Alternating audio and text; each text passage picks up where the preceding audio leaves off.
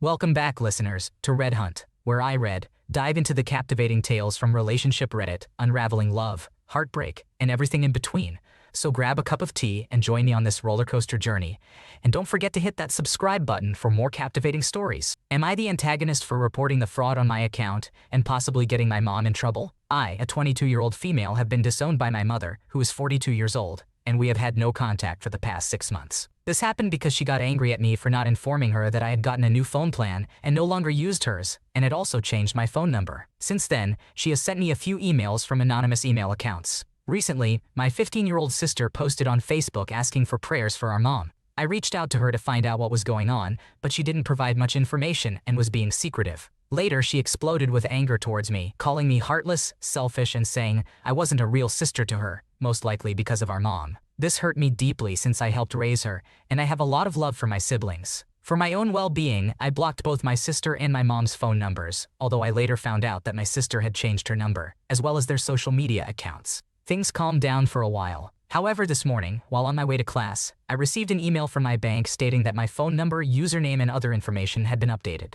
I immediately recognized that it was my mom since the email and phone number belonged to her, and the location was where she resides, while I am in CST. She was able to do this because she has my social security number and knows all my previous phone numbers and addresses. I called the bank immediately and had my account locked. I plan to change my social security number due to the fraudulent activity. However, my 21-year-old sister mentioned that this is considered a felony, and if they track it back to my mom, she could potentially face federal prison time or more financial difficulties, as we grew up in poverty. In the heat of the moment, I reported the fraud, but now the bank is handling the investigation, and it is out of my control. However, I still feel guilty and anxious that my two younger siblings, a 6-year-old boy and a 15-year-old girl, might end up in foster care or be separated. I would be willing to take in my brother, but I know that my sister strongly dislikes me and would oppose this. Am I the asshole for reporting the fraud to my bank without attempting to reach out to my sister first? First of all, I'm really sorry to hear about the difficult situation you're going through with your mom and siblings. It sounds like you've had to make some tough decisions for your own well-being, and that's completely understandable. In regards to your question of whether you're the asshole for reporting the fraud without reaching out to your mom first, I don't think so. You have every right to protect yourself and your financial security, especially considering this isn't the first time your mom has committed fraud with your social security number. By reporting the fraud, you're taking proactive steps to safeguard your own future. Regarding your guilt and anxiety about your brother and sister ending up in foster care or being separated, it's definitely a valid concern.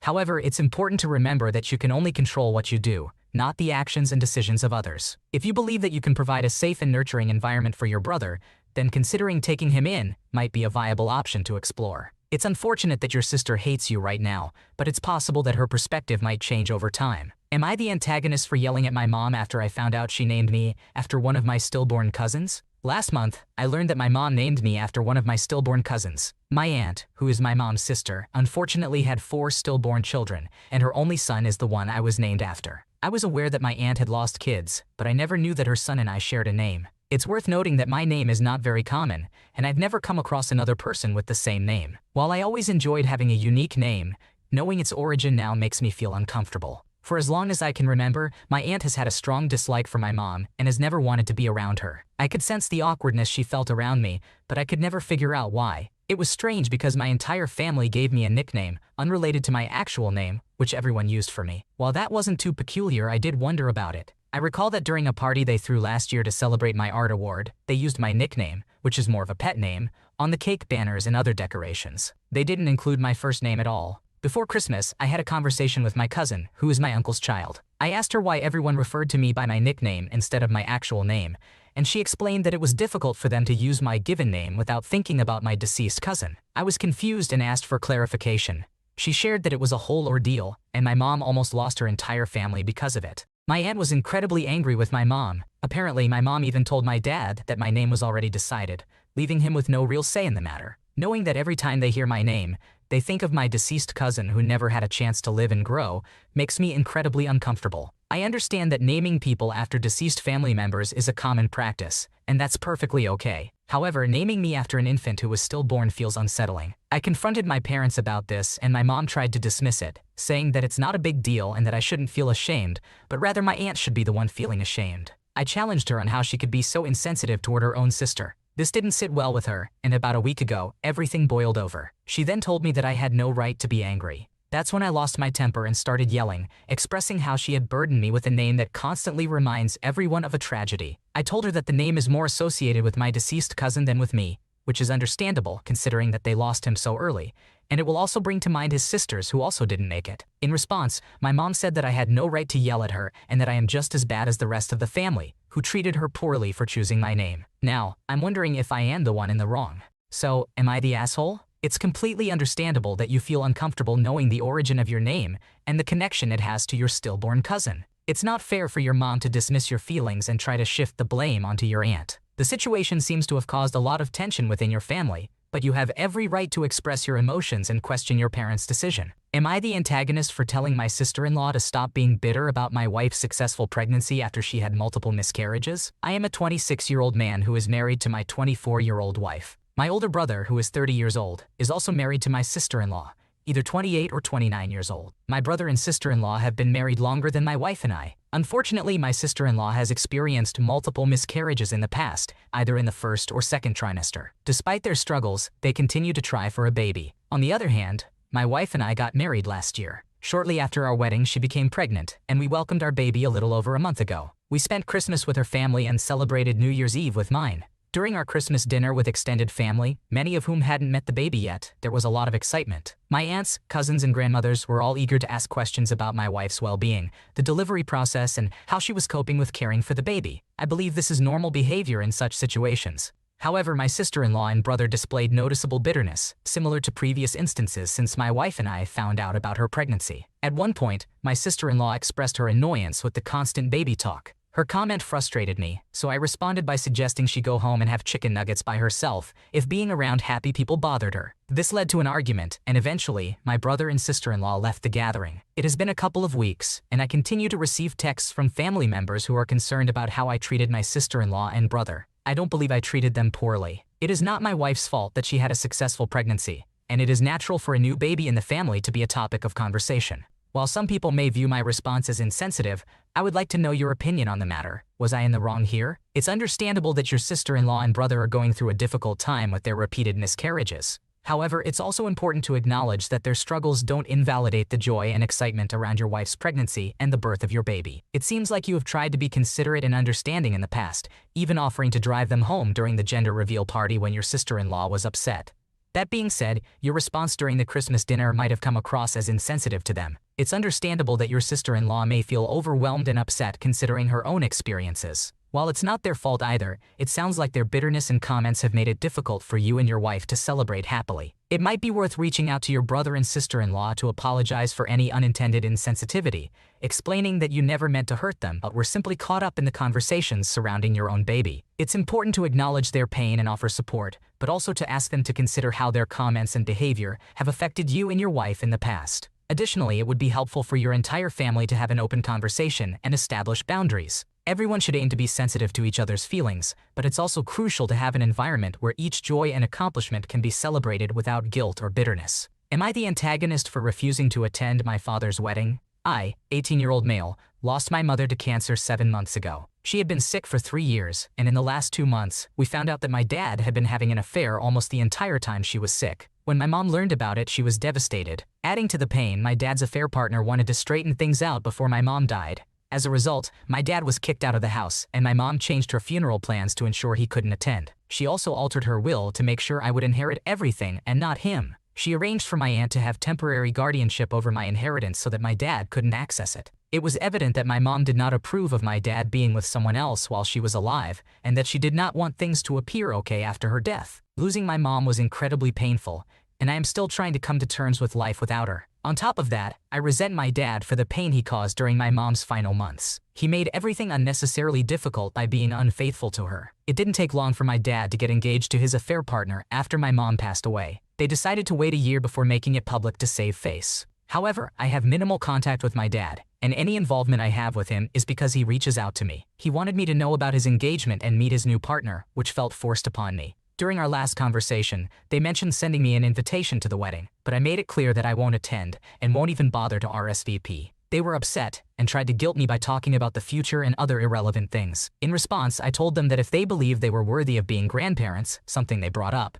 they needed to reconsider. They even tried to manipulate me with a sob story about how their other parent had been widowed for years, and their other children turned their backs on them and took away their grandkids because they were disgusted with the parent for moving on. This emotional manipulation didn't affect me in the slightest. However, my dad's family is angry with me for taking such a strong stance against attending the wedding. They are aware of the judgments against my dad and believe it would look better if I were there. Additionally, my dad thinks I am projecting my feelings about his relationship with my mom onto him, rather than judging him based on his role as a father. Nonetheless, I firmly believe that a good father would not make their children's loss of their other parent any more challenging than it already is. My dad made losing my mom so much more difficult. Many family members are pressuring me to go to the wedding and claim that I am wrong to refuse. So I'm here to ask, am I the asshole for saying no to attending? I am so sorry for your loss and the difficult situation you're going through. It's completely understandable that you feel the way you do, and that you don't want to attend your father's wedding. Your father's actions during your mother's illness and his affair have caused you immense pain, and it's important for you to prioritize your own healing and well-being. You have every right to set boundaries and decide what is best for your own mental and emotional health. Attending the wedding may only bring back more pain and resentment, and you shouldn't feel pressured by others to do something that goes against your own feelings and boundaries. Your father's family and others who are pressuring you to attend the wedding may not fully understand the depth of your pain and the impact it has had on your relationship with your father. It's important to remember that your feelings are valid, and you have the right to prioritize yourself during this difficult time. Putting your own well-being first does not make you the a-hole. It's crucial to focus on your healing and finding closure in your own way, rather than succumbing to societal pressure or others' expectations. Take your time to grieve and process your emotions, and surround yourself with people who support you during this challenging period. Am I the antagonist for not giving my possibly pregnant baby daddy's GF his contact after she threatened to break apart my family? Current living situation. I, 39-year-old female, live in a house with Tom, 40-year-old male, Ben, 43-year-old male, and our 5 children, a 12-year-old boy and an 11-year-old boy, biological children of Tom and me, a 10-year-old girl and an 8-year-old girl, biological children of Ben and his late wife Anna, and a 7-year-old girl, biological children of Ben and his late wife Anna, and a 7-year-old girl. Ben and I both work, while Tom has been a stay-at-home dad since our 11-year-old was 2 years old. Tom went back to school 4 years ago, and Ben and I cover all household expenses, including any costs for Tom's education. Tom and I met at a party when we were 19 years old, and we have been friends ever since. We had a few casual encounters during periods when we were both single. While on a holiday together, a condom broke, and due to lack of access to emergency contraception, I became pregnant. We decided to keep the child and moved in together, even though we were never in a romantic relationship. We found that we worked well together as a family, so we decided to have a second child. Anna, who was my childhood best friend, and her husband Ben, moved into the apartment downstairs from ours when Anna was pregnant with our 10-year-old daughter. I was thrilled to have Anna living close by again after years of living in different cities. Unfortunately, Anna tragically passed away after a complicated second labor. Ben and I found comfort in each other, and I became pregnant again. I didn't realize it at first because I believed my chosen method of contraception was safe. Additionally, I attributed many of the symptoms to grief and guilt. When I found out I was pregnant, it was too late to consider alternatives. Tom was the first person I told, and he expressed his support for welcoming another child into our family. Ben, on the other hand, was shocked and struggled to accept the situation, but we maintained good communication throughout. After our youngest daughter was born, we started having family dinners most nights. Our older daughters, who were 10 and 8 at the time, already spent the day with Tom as their caregiver. A few years later, my grandma moved into a retirement home, and Tom and I decided to move into her house. When Ben asked if he could move in with us, we agreed. It may be an unconventional arrangement, but it works well for us. Where I may have acted poorly, Tom has been in a relationship with Bea for the past 3 years. There was some discussion about Tom asking her to move in about a year ago, but he never did. I get along with Bea, although we are not best friends. However, my opinion of her has changed recently. She showed up unannounced at our house 3 days ago and demanded to see Tom, who is currently on a skiing trip with Ben and the boys. I reminded her of this, and I offered to pass along any emergency messages to Tom. She then claimed to be pregnant with Tom's child, which seems highly unlikely, and said that she had spoken to his parents, who agreed to buy them a house next to theirs so they could live as a family. Bea also claimed that they planned to take our boys with them. After some yelling and insults, I asked her to leave, which she eventually did. Since then, Bea, her best friend, and Tom's parents have been calling me multiple times trying to obtain Tom's contact information. However, I have refused to provide it. They have called me an among other names, for not informing Tom about Bea's pregnancy and for allegedly allowing him to be exploited. It's clear that you have a unique and unconventional living situation, but it seems to work well for all parties involved. You have been honest and open with everyone about your pregnancies and have made decisions based on what you believed was best for your children and your family. Now, with Bia's claim of being pregnant with Tom's child, it's understandable that you are skeptical given that Tom has had a vasectomy. It's also important to consider how this sudden announcement and demand for involvement in Tom's life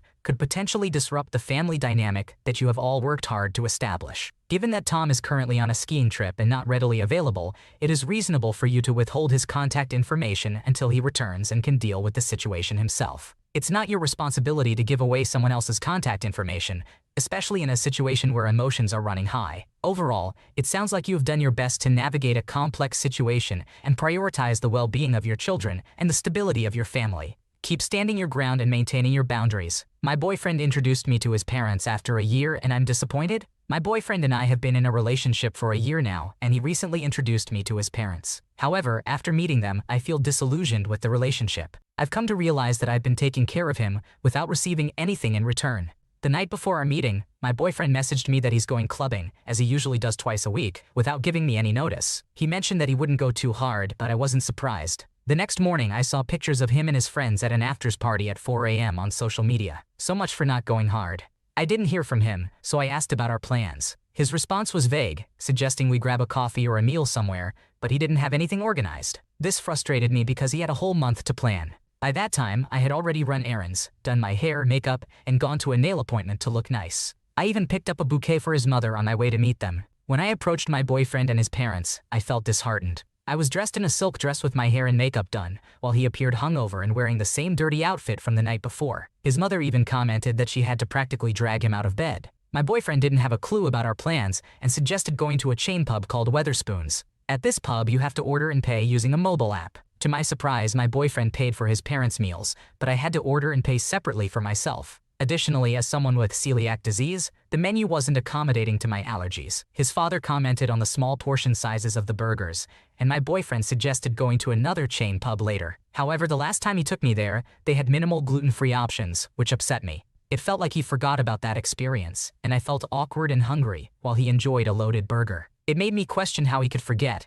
and I felt incredibly embarrassed. After the meal, we went to an arcade and had a great time. I'm grateful to have met his amazing parents, especially since his mother is battling terminal cancer, which made it even more important for me to connect with her. Overall, I'm conflicted and confused. It seems ridiculous that I have to tell my 26-year-old boyfriend to dress nicely, or that he didn't bother making plans and left me to figure it out last minute. He has never paid for a meal for me or organized a proper date that didn't involve buying something for himself. I feel foolish for expecting a dinner reservation or a nice cafe outing, or at least for him to cover my meal this time. He should have remembered about my dietary restrictions since he's a career chef. It's not difficult. On a side note, I'm not upset that he went clubbing. I'm just confused why he would show up to introduce his parents to his girlfriend while hungover. That seems like a basic expectation. I now realize that he's incapable of making adult decisions and taking responsibility for himself. He still acts like a teenage boy instead of a nearly 27-year-old man who has lived independently since 18. This behavior won't change, and it feels like the last straw for his lack of effort and common sense. However, I'm caught in a dilemma because I have met his terminally ill mother. If we break up, I would feel terrible if she passed away soon after, and I don't know how to navigate this situation. I'm tired of holding on to hope that things will improve. Please help. I'm lost and don't know where to begin. It sounds like you had a really disappointing experience when meeting your boyfriend's parents. It's understandable that you feel disillusioned and frustrated with his lack of effort and consideration. It's important to communicate your feelings and concerns with him, and see if he is willing to address them and make changes in the relationship. However, based on your description, it seems like these issues may be indicative of deeper problems in the relationship, such as his inability to make adult decisions and prioritize your needs. It's up to you to decide if this is something you can live with or if it's a deal breaker for you. It's also important to remember that you are not responsible for his mother's health and should not feel guilty about potentially breaking up. Ultimately, you deserve to be with someone who treats you with respect, consideration, and puts effort into the relationship. Thanks for watching. When you subscribe, make sure to hit the bell to turn on notifications so you never miss a video. To finish listening to all the stories, check out the playlist in the description.